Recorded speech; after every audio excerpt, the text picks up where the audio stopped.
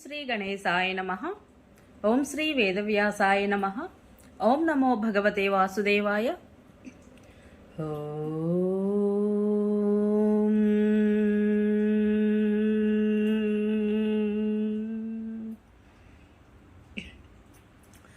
శుక్లాంబరధరం విష్ణుం శశివర్ణం చతుర్భుజం ప్రసన్నవదనం ధ్యాయేత్ సర్వవిఘ్నోపశాంతయే.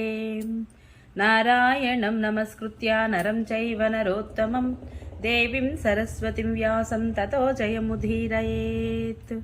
అనగా నారాయణ స్వరూపుడైన శ్రీకృష్ణుడికి, నరోత్తముడు అయిన అర్జునుడికి, వారి లీలలను ప్రకటించే సరస్వతీదేవికి, దానిని రచించిన వ్యాసునికి నమస్కరించి అసుర భావాలను తొలగించి అంతఃకరణ శుద్ధిని కలిగించే మహాభారత గ్రంథ పారాయణకు ప్రేరేపించిన శ్రీకృష్ణ భగవానుడిని ప్రార్థిస్తూ ఈరోజు పారాయణలోనికి వెళదాం. మరి హరే కృష్ణ. అందరికీ నమస్కారం. మహాభారత గ్రంథ పారాయణలో భాగంగా మనం ఈరోజు 173వ రోజుకు చేరుకున్నాము. నిన్న మనము పాండవులచే బంధ విముక్తుడైన దుర్యోధనుడు ప్రాయోపవేశ చేయాలనే నిర్ణయం తీసుకుంటాడు. ఆ తరువాత అసురుల యొక్క విన్నపం మేరకు తన ప్రాయోపవేశ నిర్ణయాన్ని విరమించుకుంటాడు. ఇక ఈరోజు కర్ణుడి యొక్క దిగ్విజయము, దుర్యోధనుడు వైష్ణవ యాగం చేయటం గురించి తెలుసుకుందాము. చాలా బాగుంటుంది, చివరి వరకు స్కిప్ చేయకుండా చూడండి. హరే కృష్ణ. జనమేజయుడు మునివర పాండవులు ద్వైతవనంలో ఉన్నప్పుడు హస్తినాపురంలో మహాధనుర్ధరుడు ధృతరాష్ట్రసుతుడు, సూతపుత్రుడు కర్ణుడు, మహాబలి శకుని, భీష్మద్రోణులు, కృపాచార్యులు ఏమి చేశారు, దయచేసి చెప్పండి అని ప్రశ్నించారు. వైశంపాయనుడు చెప్పసాగాడు. దుర్యోధనుడు తిరిగి వచ్చాక భీష్మ పితామహుడు అతనితో, వత్స, నీవు ద్వైతవనానికి వెళ్ళడానికి సిద్ధపడినప్పుడే నీవు అక్కడికి వెళ్ళడం నాకు మంచిదనిపించడం లేదని నీతో నేను అన్నాను. కానీ నీవు అక్కడికి వెళ్ళావు. అక్కడ శత్రువుల చేతికి చిక్కావు. ధర్మజ్ఞులైన పాండవులు నిన్ను వారి చెర నుంచి విడిపించారు. దీని వలన నీకు సిగ్గుగా లేదు? చూడు, ఆ సమయంలో సమస్త సైన్యము నీవు ఉండగా నీ ఎదుటనే ఈ సూతపుత్రుడు కర్ణుడు గంధర్వులకు భయపడి పారిపోయాడు. అప్పుడు మహాత్ములైన పాండవుల యొక్క దుష్టబుద్ధి కర్ణుడి యొక్క పరాక్రమం కూడా చూసే ఉంటావు నీవు. ఈ కర్ణుడైతే ధనుర్వేదంలో శౌర్య పరాక్రమాలలో ధర్మంలో పాండవులకు 4వ వంతు కూడా సాటిరాడు. కాబట్టి ఈ వంశవృద్ధి కోసము పాండవులతో సంధి చేసుకోవడమే మంచిదని నేను అనుకుంటున్నాను అన్నాడు భీష్మ పితామహుడు. భీష్ముడు ఇలా చెబుతూ ఉండగానే దుర్యోధనుడు నవ్వుతూ నిర్లక్ష్యంతో శకునితో కలిసి వెళ్లిపోయాడు. అతను వెళ్లడం చూసి కర్ణ దుశ్శాసనులు కూడా అతనిని అనుసరించారు. అతడు తన మాటలు పూర్తిగా వినకుండానే వెళ్లిపోవడం చూసి భీష్ముడు చేసేదేమీ లేక తన మందిరానికి వెళ్లిపోయాడు. అతడు వెళ్లిపోయాక దుర్యోధనుడు మళ్లీ అక్కడికే వచ్చి తన మంత్రులతో, ఇప్పుడు మనకు ఎలా మేలు చేకూరుతుంది, మనమేమి చేయాలి అని ఆలోచించసాగాడు. అప్పుడు కర్ణుడు, రాజా వినండి, మీకొక విషయం చెబుతాను. భీష్ముడు ఎప్పుడూ మనలను నిందిస్తూనే ఉంటాడు, పాండవులను మాత్రము ప్రశంసిస్తూ ఉంటాడు. మిమ్మల్ని ద్వేషిస్తున్న కారణంగా నన్ను ద్వేషిస్తున్నాడు. మీ ఎదుటనే నన్ను రకరకాలుగా నిందిస్తూ ఉంటాడు. భీష్ముని ఆ మాటలను నేను సహించలేకుండా ఉన్నాను. మీరు నాకు సేవకులను, సైన్యాన్ని, వాహనాలను సమకూర్చి దిగ్విజయం కోసము ఆదేశించండి. మీకు విజయం తప్పకుండా కలుగుతుంది. నేను ఆయుధాల మీద ఒట్టుపెట్టి మరీ నిజం చెప్తున్నాను అన్నాడు. కర్ణుడి మాటలు విని దుర్యోధనుడు మిక్కిలి ప్రేమతో, ఓ వీరుడా కర్ణ, నీవు ఎప్పుడూ నా మేలు కోసమే ప్రయత్నిస్తూ ఉంటావు. శత్రువులందరినీ ఓడించాలని నీవు నిశ్చయంగా అనుకుంటే వెళ్ళు, నా మనసుకు శాంతి కలిగించు అన్నాడు. దుర్యోధనుడు అంగీకరించిన తరువాత కర్ణుడు తన దిగ్విజయ యాత్ర కోసము అవసరమైన అన్ని వస్తువులను సిద్ధం చేయమని ఆదేశించాడు. మంచి ముహూర్తం చూసుకొని మంగళ ద్రవ్యాలతో స్నానం చేసి శుభనక్షత్రంలో అతనిని ఆశీర్వదించాడు. అతని రథఘోష ముల్లోకాలలోనూ ప్రతిధ్వనించింది. అతిపెద్ద సైన్యాన్ని వెంటబెట్టుకుని హస్తినాపురం నుండి బయలుదేరి మహాధనుర్ధరుడు అయిన కర్ణుడు మొదట ద్రుపదుని యొక్క రాజధానిని ముట్టడించాడు. గొప్ప భయంకరమైన యుద్ధం జరిగింది. వీరుడైన ద్రుపదుడిని తనకు సామంతునిగా చేసుకున్నాడు. అతని నుండి అంతులేని బంగారాన్ని, వెండిని, రకరకాల మణులను కప్పంగా పుచ్చుకున్నాడు.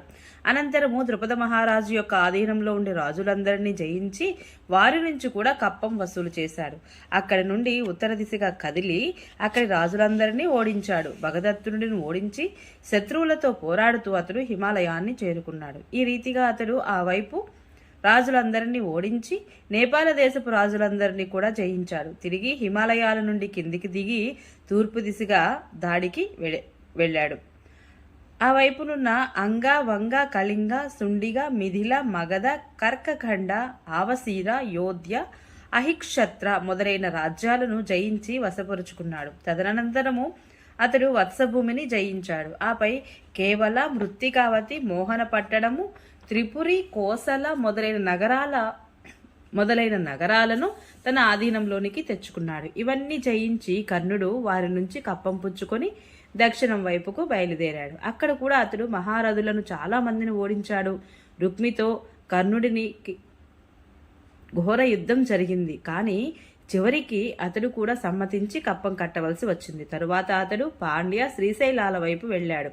అక్కడ కేరళ, నీల, వేణుదారిసుత మొదలైన అనేక రాజుల నుండి కప్పం తీసుకొని ఆపై శిశుపాలుడి కొడుకును కూడా ఓడించాడు. అతనికి చుట్టుపక్కలనున్న రాజులందరినీ కూడా ఆ మహావీరుడు తనకు వశం చేసుకున్నాడు. అనంతరము అవంతి దేశపు రాజులను ఓడించి వృష్ణి వంశీయులను సామోపాయంతో తన పక్షానికి తిప్పుకున్నాడు. తరువాత పశ్చిమ దిశను జయించడానికి ఉపక్రమించాడు. ఆ దిక్కున అతడు యవన, బర్బర రాజుల నుండి కప్పం వసూలు చేశాడు. ఈ రీతిగా అతడు పూర్వ, పశ్చిమ, ఉత్తర, దక్షిణ దిశలన్నింటికీ గల భూమినంతటిని జయించాడు. ఈ రీతిగా భూమినంతటిని తనకు వశపరుచుకొని ఆ వీర ధనుర్ధరుడు కర్ణుడు హస్తినాపురానికి వచ్చినప్పుడు దుర్యోధనుడు తన తమ్ముళ్లతోటి, వృద్ధులు, పెద్దలు, బంధువర్గంతో కలిసి ఎదురేగి స్వాగతించి అతనిని శాస్త్రోక్తంగా సత్కరించాడు. మహదానందంగా అతని దిగ్విజయాన్ని చాటింపు వేయించాడు. ఆ తరువాత కర్ణుడిని, కర్ణ, నీకు శుభం కలగాలి. భీష్మద్రోణ కృప బాహ్లికుల నుండి నేను పొందలేనిది నీ వలన నాకు లభించింది. ఆ పాండవులందరూ ఇతర రాజులు కూడా నీతో 16వ వంతుకు కూడా సాటికారు. పాండవులు చేసిన గొప్ప పెద్దదైన రాజసూయ యజ్ఞాన్ని నేను చూశాను. నాకు కూడా రాజసూయ యజ్ఞం చేయాలనే కోరిక ఉన్నది. నీవు దానిని తీర్చాలి అని అడిగాడు.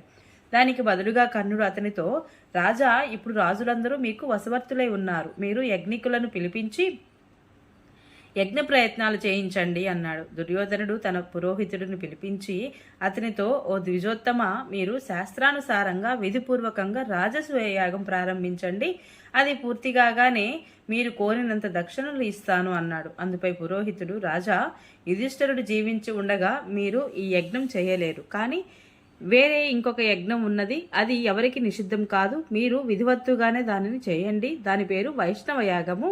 అది రాజసూయ యాగానికి సరిజోడైనది. అది మాకు చాలా ప్రియమైనది. మీకు కూడా హితం చేకూరుతుంది.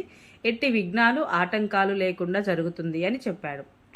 ఋత్విజులు ఇలా చెప్పిన తరువాత దుర్యోధన మహారాజు పనివాళ్లకు యథాయోగ్యంగా ఆదేశాలిచ్చాడు. వారు కూడా అతని ఆజ్ఞ ప్రకారము క్రమంగా అన్ని ఏర్పాట్లు చేశారు. మహాబుద్ధిశాలి విదురుడు, ఇతర మంత్రులు, మహారాజా యజ్ఞానికి కావలసిన సంభారాలన్నీ సిద్ధమైనాయి.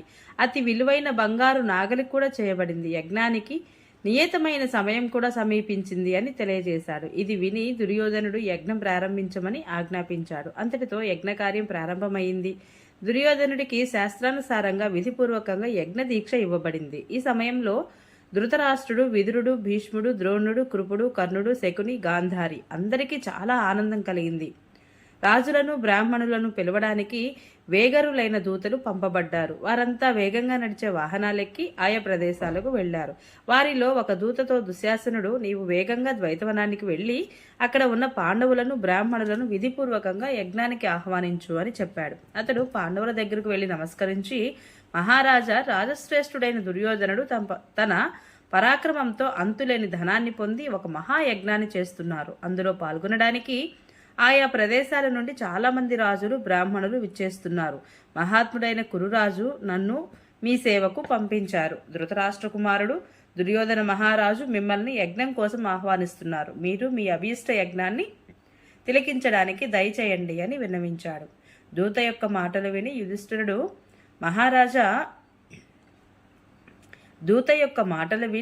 యుధిష్ఠిర మహారాజు తన పూర్వుల కీర్తిని పెంచుతూ ఉన్న దుర్యోధనుడు మహాయజ్ఞం ద్వారా భగవంతుడిని పూజిస్తూ ఉన్నాడు. ఇది చాలా ఆనందించదగిన విషయము. మేము కూడా దానిలో పాలు పంచుకోవాలి. కానీ ఇప్పుడు అలా ఎంత మాత్రము జరగడానికి వీలు లేదు. ఎందుకంటే 13 సంవత్సరాల వరకు మేము వనవాస నియమాన్ని పాటిస్తున్నాము అని చెప్పాడు. ధర్మరాజు చెప్పిన మాటలు విని భీమసేనుడు, 13వ సంవత్సరం పూర్తి కాగానే యుద్ధమనే యజ్ఞంలో అస్త్ర శస్త్రాలతో జ్వలించే యజ్ఞంలో నీకు హోమం జరుగుతుంది. అప్పుడు ధర్మరాజు యుధిష్ఠిరుడు అక్కడికి వస్తాడని నీవు దుర్యోధనుడితో చెప్పు అన్నాడు. భీముడు తప్ప తక్కిన పాండవులు ఎవరూ మాట్లాడలేదు. తరువాత దూత దుర్యోధనుడి వద్దకు వచ్చి అన్ని విషయాలు పోసుగుచ్చినట్లు నివేదించాడు. ఇక అనేక దేశాల నుంచి ముఖ్యులైన వారు బ్రాహ్మణులు హస్తినాపురానికి రాసాగారు. ధర్మజ్ఞుడైన విదురుడు దుర్యోధనుడి ఆజ్ఞ మేరకు అన్ని వర్గాల వారిని యథాయోగ్యంగా సత్కరించాడు. వారి ఇచ్చానుసారంగా అన్నపానీయాలు, సుగంధిత మాలలు, రకరకాల వస్త్రాలు ఇచ్చి వారిని సంతుష్టులను చేశాడు. దుర్యోధనుడు అందరికీ శాస్త్రానుసారంగా యథాయోగ్యంగా నివాస గృహాలు నిర్మింపజేశాడు. రాజులు బ్రాహ్మణులు అందరికీ అంతులేని ధనాన్ని ఇచ్చి సాగరంపాడు. ఆపై అతడు తమ్ముళ్లతో కర్ణశకునులతో కలిసి హస్తినాపురానికి తిరిగి వచ్చాడు. జనమేజయుడు దుర్యోధనుడిని బంధ విముక్తుడిని కావించిన తరువాత పాండవులు ఆ వనంలో ఏమి చేశారో దయచేసి తెలుపండి అని అడిగాడు. వైశంపాయనుడు చెప్పసాగాడు. రాజా కొద్ది రోజులు ఆ అడవిలోనే ఉండి తరువాత పాండవులు బ్రాహ్మణులతో ఇతర సహచరులతో కలిసి అక్కడ నుంచి బయలుదేరారు. ఇంద్రసేనుడు మొదలైన సేవకులు కూడా వారితో ఉన్నారు. రుచికరమైన భోజనము, స్వచ్ఛమైన నీరు, అతి సమీపంగా ఉన్న మార్గంలో నడిచి వారు కామ్యక వనంలోని పవిత్ర ఆశ్రమం వైపుకు చేరుకున్నారు. ఓం నమో భగవతే వాసుదేవాయ. ఈరోజు పారాయణ ఇంతటితో సమాప్తం. రేపు మనము వ్యాసుడు యుధిష్ఠిరునికి తపోదానముల యొక్క మహత్యమును తెలుపుట గురించి తెలుసుకుందాము. ఈ వీడియో మీకు నచ్చినట్లయితే please subscribe my channel, like, share, comment please. Thank you.